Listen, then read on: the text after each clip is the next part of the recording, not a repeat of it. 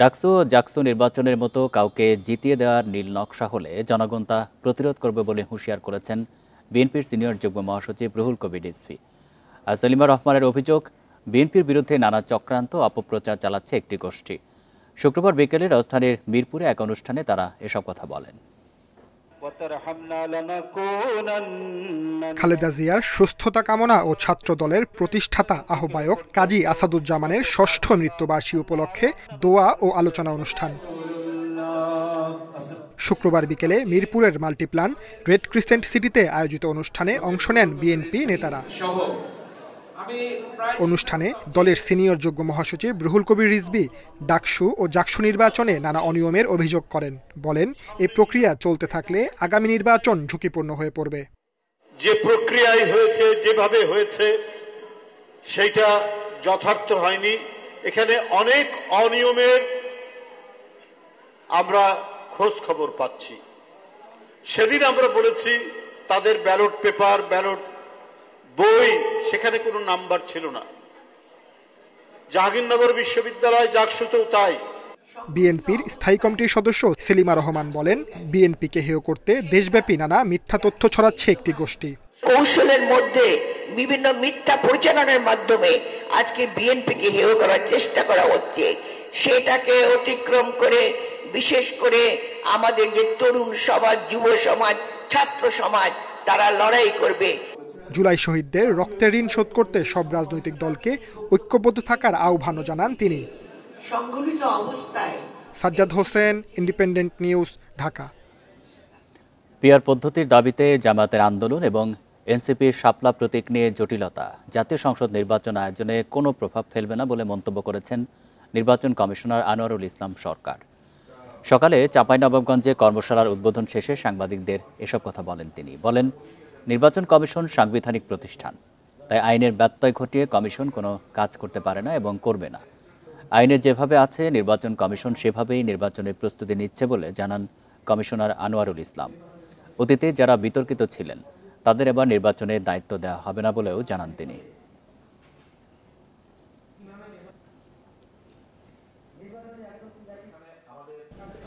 আইন যেভাবে আছে সেই অনুযায়ী নির্বাচন কমিশন তার নির্বাচনী কার্যক্রমের যে প্রস্তুতি সেটি নিচ্ছে এবং আমরা মনে করি যে ত্রয়োদশ জাতীয় নির্বাচন অনুষ্ঠানের জন্য নির্বাচন কমিশন সদা প্রস্তুত। জুলাই আন্দোলনের সক্রিয় কর্মী ও তুরাগ থানা বৈষম্য বিরোধী ছাত্র আন্দোলনের সাবেক যুগ্ম আহ্বায়ক মাওলানা মামুনুর রশিদের খোঁজ মিলেছে। নিখোঁজের 5 দিন পর শুক্রবার দুপুরে পূর্বাচল 1 নম্বর সেক্টরের মসজিদ থেকে অসুস্থ অবস্থায় তাকে উদ্ধার করে পুলিশ। তুরাগ থানার উপপরিদর্শক সাদিক রহমান জানান, পূর্বাচল জামে মসজিদ থেকে অসুস্থ অবস্থায় তাকে উদ্ধার করা হয়। এরপর চিকিৎসার জন্য তাকে কুয়েত মৈত্রী হাসপাতালে নেওয়া হয়। এর আগে সকালে রাজধানীর শাহবাগে মামুনুর রশিদের সন্ধান দাবিতে মানববন্ধন করে নিখোঁজের পরিবার। তারা দাবি করেন, মাদ্রাসার পরিচালক মামুনের সাথে কারো ব্যবসায়িক বিরোধ ছিল না। তাদের দাবি, জুলাই অভ্যুত্থানে অংশ নেওয়ার কারণে আওয়ামী লীগের স্থানীয় নেতাকর্মীদের বিরোধের জেরে মামুনকে গুম করা হয়েছে। নিখোঁজের অন্তত 2 দিন আগে তাকে ফোনে হুমকি দেওয়া হয়।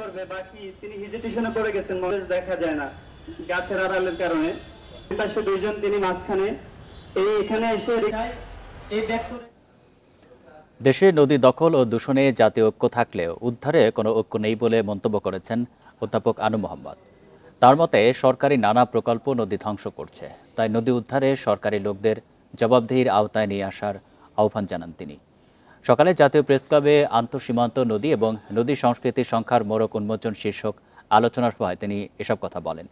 এ সময় নদী বিপর্যয়ের 3টা কারণের একটিকে প্রতিবেশী দেশ ভারত বলে উল্লেখ করেন তিনি।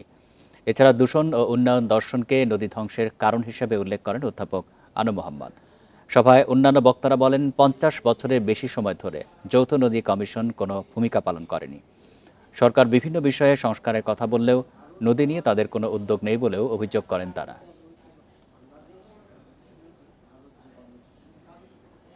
নদী নিয়ে একটা কাজ করে, আমরা সংস্কার এই সরকার সংস্কার নিয়ে অনেক কথা বলে এবং সংস্কার যত কথা আমরা গত 1 বছরে শুনেছি, গত 54 বছরে এত শুনি নাই সংস্কার শব্দটা। কিন্তু সংস্কারটা ঠিক কোন জায়গাটায় কিভাবে হবে সেটা আমরা এখন পর্যন্ত পরিষ্কারভাবে দেখি নাই। এবছরের শেষে বা আগামী বছরের শুরুতে চালু হবে রূপপুর পারমাণবিক বিদ্যুৎ কেন্দ্রের প্রথম ইউনিট।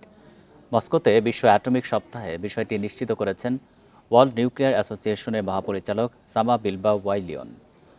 বিদ্যুৎ কেন্দ্রের দুটি ইউনিটই চালু হলে বাংলাদেশের মোট বিদ্যুৎ চাহিদার 10% পূরণ হবে বলেও জানান তিনি, যা সম্পূর্ণ কার্বন মুক্ত। এ সময় সামা বিলবাও বলেন, রূপপুর পারমাণবিক বিদ্যুৎ কেন্দ্রের কাজ দ্রুত এগিয়ে চলছে। যেসব দেশ বিদ্যুৎ ঘাটতি বা এই সংক্রান্ত সমস্যায় রয়েছে তাদেরকে বাংলাদেশের পদক্ষেপ অনুসরণের পরামর্শ দিয়েছেন তিনি। এদিকে বৃহৎ জনসংখ্যার দেশ বাংলাদেশের জীবনমান, আর্থসামাজিক উন্নয়ন এবং শিল্প ও বাণিজ্যে রূপপুর পারমাণবিক বিদ্যুৎ কেন্দ্রের গুরুত্বের কথাও তুলে ধরেন ওয়ার্ল্ড নিউক্লিয়ার অ্যাসোসিয়েশনের মহাপরিচালক।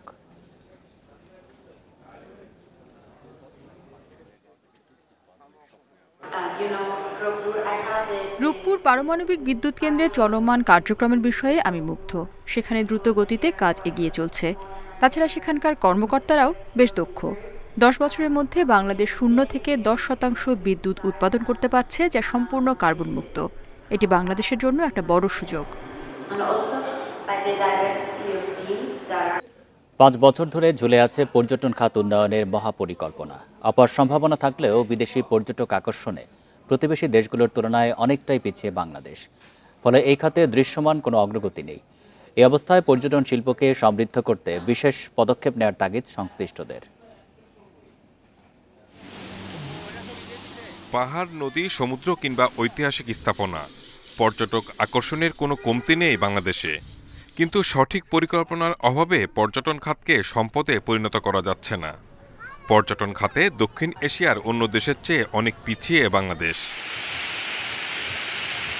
2041 সালের মধ্যে বিদেশি পর্যটক বৃদ্ধি ও কর্মসংস্থান সৃষ্টির লক্ষ্যে 2020 সালে প্রায় 29 কোটি টাকা ব্যয়ে নেওয়া হয় মহাপরিকল্পনা। পর্যটন সম্ভাবনাময় 1498টি স্থানকে 53টি ক্লাস্টারে ভাগ করা হয়, কিন্তু 5 বছরও অনুমোদন পায়নি মহাপরিকল্পনা। খাত সংশ্লিষ্টরা বলছেন, মহাপরিকল্পনা বাস্তবায়নে যত দেরি হবে তত অব্যবস্থাপনা বাড়বে। টেকসই উন্নয়নে সরকারের সাথে বেসরকারি উদ্যোগেরও তাগিদ তাদের।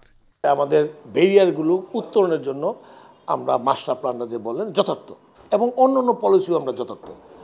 আমরা ট্যুরিজম বোর্ডকে, পর্যটন কর্পোরেশনকে কিংবা আমাদের মন্ত্রণালয় আমরা বরাবরই বলে আসছি যে আমরা প্রপার ব্র্যান্ডিং, পজিশনিং, মার্কেটিং করি, যেই দেশে যা নাই। তবে মহাপরিকল্পনা বাস্তবায়নকারী ট্যুরিজম বোর্ড বলছে, অন্তর্বর্তী সরকার দায়িত্ব নিয়ে আগের খসড়া পর্যালোচনা করছে। এবছরই অনুমোদন হবে মহাপরিকল্পনা। কারণ হচ্ছে এটা যারা করে গেছেন এটা, ওনারা তো এই একটা কাজ ওনারা করে গেছে, কিন্তু আমরা যারা দেখছি এটা আমরা অনেক যাচাই বাছাই করে একদম খুব নিবিড়ভাবে এটা আমরা পর্যবেক্ষণ দেখবার চেষ্টা করছি। সেক্ষেত্রে এটুকু লাগবেই। পর্যটন অর্থনীতির উন্নয়নে স্বরাষ্ট্র, সংস্কৃতি, নৌ ও পরিবেশ মন্ত্রণালয়ে সমন্বিত উদ্যোগের আহ্বান বিশেষজ্ঞদের। Shahid Ahmed, independent news, Dhaka. শুধু দুর্গাপূজা নয়, বছর জুড়ে ধর্মীয় সম্প্রীতি বজায় রাখার আহ্বান জানিয়েছেন মহানগর সার্বজনীন পূজা কমিটি ও বাংলাদেশ পূজা উদযাপন পরিষদ। সকালে ঢাকেশ্বরী জাতীয় মন্দিরে যৌথ সংবাদ সম্মেলনে বক্তারা বলেন, দুর্গাপূজার প্রস্তুতির মধ্যেই 13 জেলায় প্রতিমা ভাঙচুরের ঘটনা ঘটেছে। তবে পরিস্থিতি নিয়ন্ত্রণে আইনশৃঙ্খলা বাহিনী তাৎক্ষণিক ব্যবস্থা নিয়েছে। ভবিষ্যতেও তাদের কার্যকর পদক্ষেপের দাবি জানান তারা। বলেন, অসাম্প্রদায়িক চেতনার বিকাশ ঘটাতে হবে। শারদীয় দুর্গাপূজা নিয়ে স্বরাষ্ট্র উপদেষ্টা ও ধর্মীয় উপদেষ্টা পৃথক বৈঠকে প্রতিকূল পরিস্থিতি মোকাবেলার পদক্ষেপ নেয়ার আশ্বাস দিয়েছেন বলেও জানান পূজা উদযাপন পরিষদের নেতারা। এ সময় সারা দেশে প্রতিমা বিসর্জন সন্ধ্যার মধ্যে শেষ করার নির্দেশ দেওয়া হয়। এছাড়া অষ্টমী থেকে দশমী 3 দিন ছুটি সহ সংখ্যালঘুদের স্বার্থ রক্ষায় 8 দফা দাবি তুলে ধরে কমিটির নেতারা। ঈদ, পূজা, বড়দিন, বুদ্ধ পূর্ণিমা প্রত্যেক সম্প্রদায়ের কাছে অত্যন্ত পবিত্র। সকল ধর্মীয় সম্প্রদায় তাদের ধর্মীয় অনুষ্ঠানগুলি সর্বোচ্চ শ্রদ্ধা দিয়ে সাত্ত্বিকভাবে উদযাপন করে থাকেন। পবিত্র ধর্মীয় অনুষ্ঠানগুলির উৎসবে সকল সম্প্রদায় মিলেমিশে একাকার হয়ে সার্বজনীন উদযাপন করবে। এটা হচ্ছে বাঙালির শাশ্বত ও চিরায়িত রীতি ঐতিহ্য। শারদীয় দুর্গাপূজা উপলক্ষে সাতক্ষীরার কলারোয়ায় নজর কাটছে সোনালী আঁশ পাটের তৈরি প্রতিমা। পূজার আগে ব্যতিক্রমী প্রতিমা দেখতে ভিড় জমাচ্ছেন আশপাশের এলাকার দর্শনার্থীরা। এ নিয়ে আরও জানাতে মণ্ডপ থেকে যুক্ত হয়েছেন সহকর্মী আবুল কাশেম। আবুল কাশেম, পাটের তৈরি প্রতিমা কারা কিভাবে তৈরি করলেন বিস্তারিত জানাবেন। আর দর্শনার্থী তো আসছে এটি দেখতে, কি বলছেন তারা?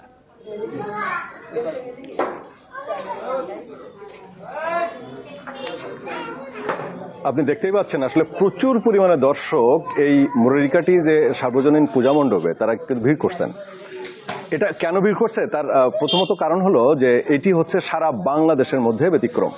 আপনি জানেন যে সাতক্ষীরায় 593টি পূজা মণ্ডপে খুব শান্তিপূর্ণভাবেই সেখানে দুর্গা প্রতিমা আগামীতে যে শারদীয় দুর্গা উৎসব পালিত হবে সেটিতে কোনো সন্দেহ নেই। পুলিশ প্রশাসন সহ এবং আপনি জানেন যে সাতক্ষীরা আসলে সাম্প্রদায়িক সম্প্রীতির একটা জেলা। এখানে কোনো রকম মানে সাম্প্রদায়িক উস্কানিতে যাতে কেউ না দিতে পারে এবং সেই কারণে পুলিশ আসলে কঠোর পদক্ষেপ নিয়েছে। আর এই যে মন্দিরের বিষয়ে আপনি জানতে চাচ্ছিলেন সে বিষয়ে আমি আপনাকে বলি। সেটি হলো যে সাতক্ষীরায় এটি 593টির মধ্যে এই প্রথম এখানে সোনালী আঁশ মানে পাটের আঁশ দিয়ে এই প্রতিমা তৈরি করা হয়েছে এবং এই প্রতিমা তৈরি করতে 21 দিন লেগেছে। আমি কথা বলেছিলাম যারা আয়োজকরা রয়েছেন, যারা প্রতিমা তৈরি করেছেন তাদের সঙ্গে কথা বলেছি। তারা যেমনটা আমাদেরকে বলেছেন যে এই মুরারিকাটি যে পালপাড়া মন্দিরে এই সার্বজনীন দুর্গা মন্দিরে এখানে 12টি প্রতিমা তৈরি করা হয়েছে এবং এই 12টি প্রতিমা তৈরি করতে 21 দিন সময় লেগেছে। যারা প্রতিমা শিল্পীরা রয়েছেন তারা আমাদেরকে এমনটাই জানিয়েছেন। এবং এই প্রথমে এখানে কাঠ, বাঁশ, মাটি দিয়ে প্রথমে কাঠামো তৈরি করা হয়েছে এবং সেই কাঠামোর উপরে পাটের আঁশ টুকরো টুকরো করে কেটে সেখানে লাগানো হয়েছে এবং সোনালী যে ব্যাপকভাবে একটা আভা এখানে আমরা লক্ষ্য করছি। আপনি নিশ্চয়ই দেখতে পাচ্ছেন যে এই প্রতিমাগুলোতে যে সোনালী একটা আভা দেখা যাচ্ছে। এটি আসলে সামান্যই কিন্তু রং দেওয়া, আর বাকিটাই হচ্ছে একেবারে সোনালী যে আঁশ রয়েছে সেই আঁশের যে আভা রয়েছে। আমরা জানি যে পাটের আঁশে এক ধরনের আভা থাকে, সেই আভাই উদ্ভাসিত হচ্ছে। এবং আয়োজকরা আরও যেটি জানিয়েছেন সেটি হলো যে এই প্রতিমা তৈরি করতে 50 কেজি পাটের আঁশ এখানে ব্যবহৃত হয়েছে এবং যার মূল্যমান দাঁড়িয়েছে প্রতিমা শিল্পীদের সহ 1,20,000 টাকা। এবং এই 5 দিনে আপনি জানেন যে কালকে সন্ধ্যায় বোধনের পরে রোববার থেকে ষষ্ঠী পূজার মাধ্যমে আসলে মূলত শারদীয় দুর্গোৎসবের আনুষ্ঠানিকতা শুরু এবং এই 5 দিনে যে খরচ হবে সব মিলিয়ে আয়োজকরা জানাচ্ছেন যে 3 লাখ টাকা আর মতো তাদের খরচ হবে। এখানে আসলে দেখা যাচ্ছে দর্শনার্থীদের অভ্যর্থনা জানানো সহ আইন শৃঙ্খলা পরিস্থিতি খুবই ভালো রয়েছে এবং আমরা এখন সন্ধ্যায় দেখতে পাচ্ছি, আপনি জানেন যে পূজা যেহেতু শুরু হবে আনুষ্ঠানিকতার মধ্য দিয়ে আগামী পরশু দিন থেকে, অথচ আজকেই আমরা এখানে এসে দেখতে পাচ্ছি যে প্রায় শতাধিক মানুষ এখানে কিন্তু ভিড় করেছেন। তারা এই ব্যতিক্রমী এই প্রতিমা দেখতে এবং এই প্রতিমা দেখতে তারা খুবই সন্তুষ্টি জানিয়েছেন এবং এখানকার যে বিশেষ করে যোগাযোগ ব্যবস্থাটাও ভালো রয়েছে। আপনি জানেন যে সাতক্ষীরায় প্রচুর পরিমাণে বৃষ্টি হয়েছে, হ্যাভি রেইনফলে বিভিন্ন জায়গায় কাদা জমে গেছে এবং বিভিন্ন জায়গায় জলাবদ্ধ এলাকা তৈরি হয়েছে। তো এটা যেহেতু একেবারে কলারোয়ার পৌরসভার মধ্যে সবকিছু সুন্দরভাবেই এটি ব্যতিক্রমী আয়োজন এবং এই ব্যতিক্রমী আয়োজনের দর্শক হতে আসলে অনেকে উদ্গ্রীব হয়ে এখানে আসছেন। এই ছিল সাতক্ষীরা মুরারিকাটি পালপাড়া সার্বজনীন দুর্গা মন্দির থেকে সর্বশেষ। সাতক্ষীরা থেকে জানাচ্ছেন সহকর্মী আবুল কাশেম। 9 দিনেও উদ্ধার হয়নি বাংলাদেশ কৃষি বিশ্ববিদ্যালয় থেকে চুরি হওয়া 13টি ভেড়া। বন্ধ রয়েছে বিশ্ববিদ্যালয়ের গবেষণা কার্যক্রম, ব্যাহত হচ্ছে শিক্ষার্থীদের গবেষণার কাজও। উন্নত জাতের এসব ভেড়া উদ্ধারে চেষ্টা চালাচ্ছে পুলিশ। গত 17 সেপ্টেম্বর ময়মনসিংহে বাংলাদেশ কৃষি বিশ্ববিদ্যালয়ের গবেষণার জন্য পালন করা দরপার ও গাড়ল জাতের 13টি ভেড়া চুরি হয়। উন্নত জাতের এসব ভেড়ার এক একটির ওজন 43 থেকে 60 কেজি পর্যন্ত। ভেড়া চুরি হওয়ায় বন্ধ গবেষণা কার্যক্রম। অন্যদিকে বিঘ্নিত হচ্ছে বিশ্ববিদ্যালয়ের স্নাতক, স্নাতকোত্তর ও পিএইচডি পর্যায়ে শিক্ষার্থীদের গবেষণাও। এই র্যামগুলোর মানে কোয়ালিটি বলেন বা গ্রোথ রেট বলেন, তারপর হচ্ছে যে বডি সাইজ সবকিছু খুবই সুন্দর ছিল এবং আমরা এগুলোকে এগুলো আবার ন্যাচারালি আমরা কিন্তু ডেভেলপ করছি। ভেড়া চুরির জন্য নিরাপত্তা কর্মীদের অবহেলাকে দায়ী করা হচ্ছে। এই ঘটনা বিশ্ববিদ্যালয়ের গবেষণা প্রকল্পের জন্য অপূরণীয় ক্ষতি বলছেন সংশ্লিষ্টরা। গবেষণা প্রকল্প আছে সেটার কাজ চলছিল, কাজেই এটা অপূরণীয় ক্ষতি। নতুন একটা অ্যানিমাল আনলেও তো আবার সেই গবেষণার কাজগুলো প্রথম থেকে শুরু করতে হবে।